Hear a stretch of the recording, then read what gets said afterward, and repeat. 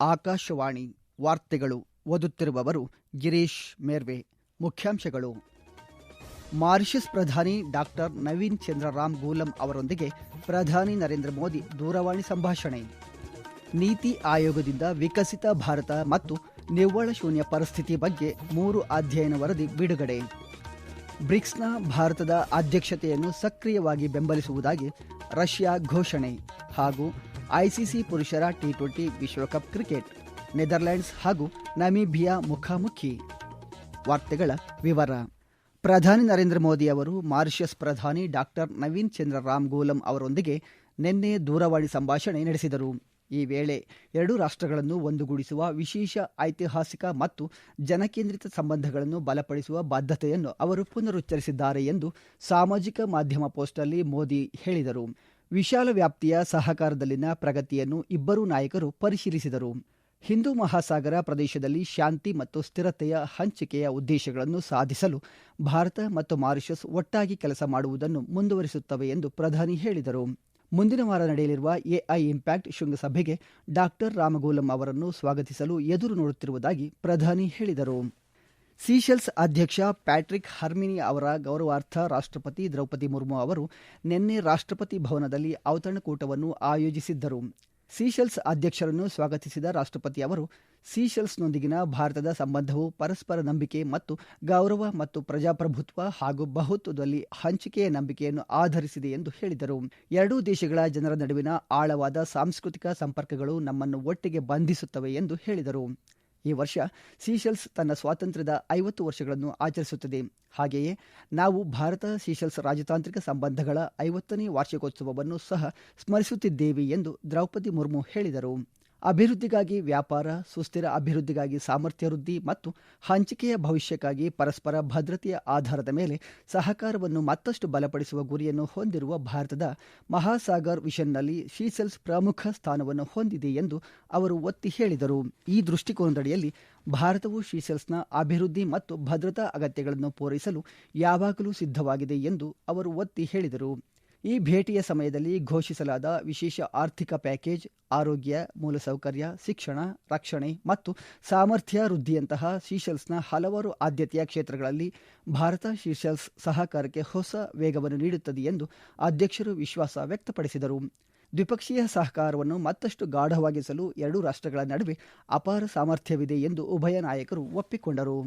ನೀತಿ ಆಯೋಗವು ನವದೆಹಲಿಯಲ್ಲಿ ನಿನ್ನೆ ವಿಕಸಿತ ಭಾರತ ಮತ್ತು ನಿವ್ವಳ ಶೂನ್ಯದತ್ತ ಸನ್ನಿವೇಶದ ಕುರಿತು 3 ಅಧ್ಯಯನ ವರದಿಗಳನ್ನು ಬಿಡುಗಡೆ ಮಾಡಿದೆ.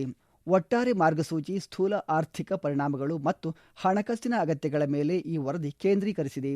ವರದಿಗಳನ್ನು ಬಿಡುಗಡೆ ಮಾಡಿದ ಮುಖ್ಯ ಆರ್ಥಿಕ ಸಲಹೆಗಾರ ಡಾಕ್ಟರ್ ವಿ ಅನಂತ ನಾಗೇಶ್ವರನ್ ಅವರು ಈ ವರದಿಗಳನ್ನು ವಿಕಸಿತ ಭಾರತದ ದೃಷ್ಟಿಕೋನವನ್ನು ಸಾಧಿಸುವ ನಿರ್ಣಾಯಕ ಮಾರ್ಗ ಎಂದು ಬಣ್ಣಿಸಿದರು.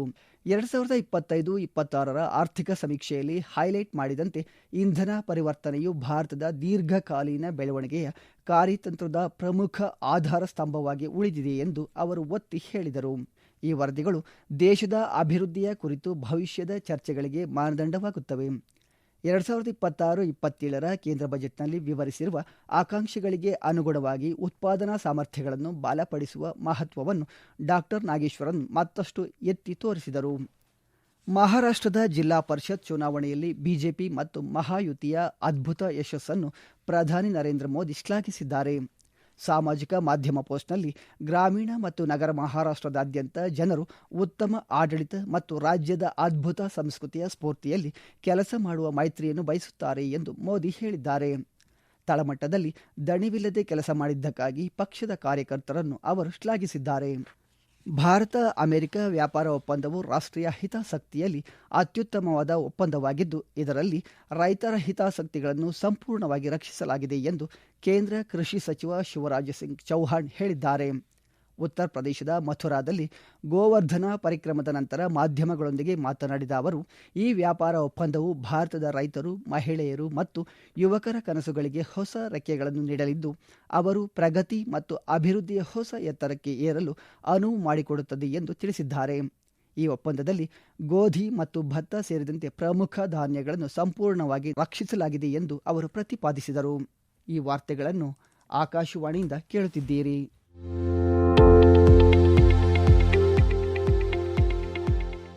ನಮ್ಮ ಎಲ್ಲ ರಾಷ್ಟ್ರೀಯ ವಾರ್ತೆಗಳು ಹಾಗೂ ಪ್ರದೇಶ ಸಮಾಚಾರ ಈಗ ಆಕಾಶವಾಣಿ ನ್ಯೂಸ್ ಕನ್ನಡ ಯೂಟ್ಯೂಬ್ ಚಾನೆಲ್ನಲ್ಲಿ ಲಭ್ಯ.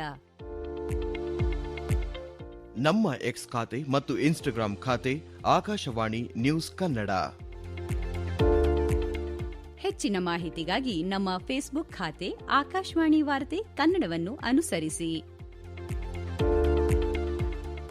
ಮಾಹಿತಿಗಳ ಹೂರಣ, ವಾರದ ಕಾರ್ಯಕ್ರಮ, ಪ್ರಚಲಿತ ವಿದ್ಯಮಾನ ಪ್ರತಿ ಬುಧವಾರ ರಾತ್ರಿ 9:15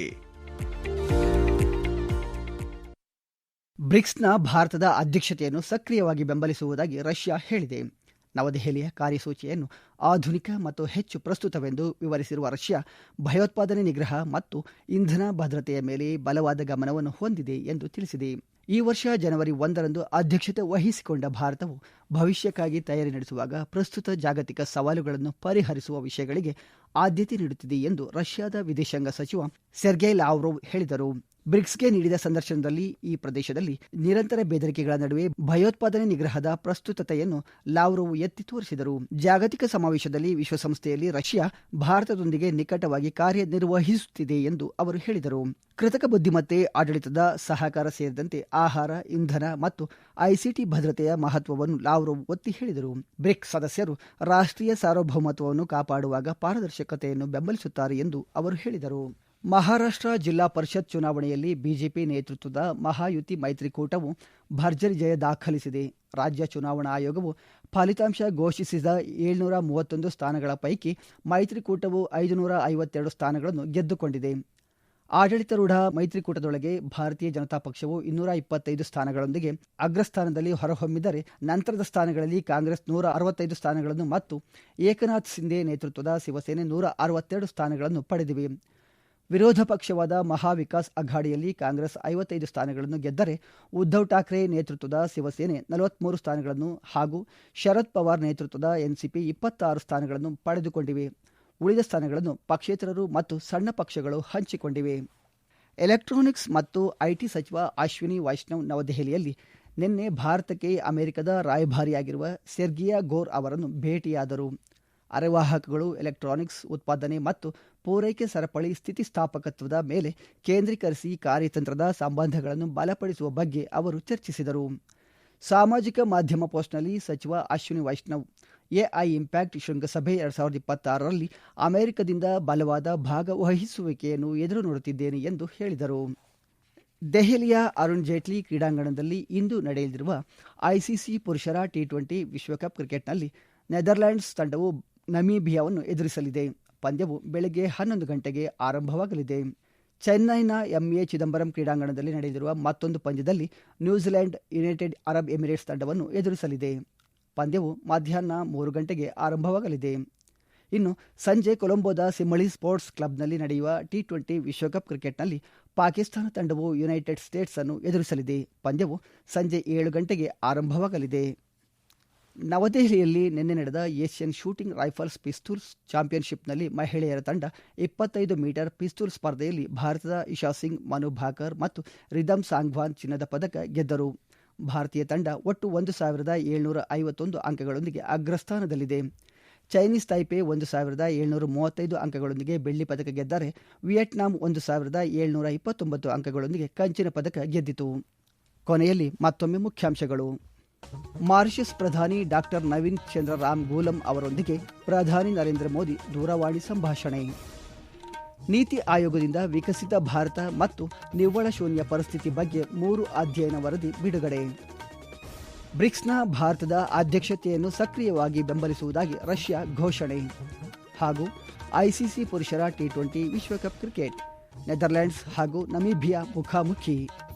ಇಲ್ಲಿಗೆ ವಾರ್ತಾ ಪ್ರಸಾರ ಮುಕ್ತಾಯವಾಯಿತು. ನಮ್ಮ ಮುಂದಿನ ವಾರ್ತಾ ಪ್ರಸಾರ ಮಧ್ಯಾಹ್ನ 12 ಗಂಟೆಗೆ.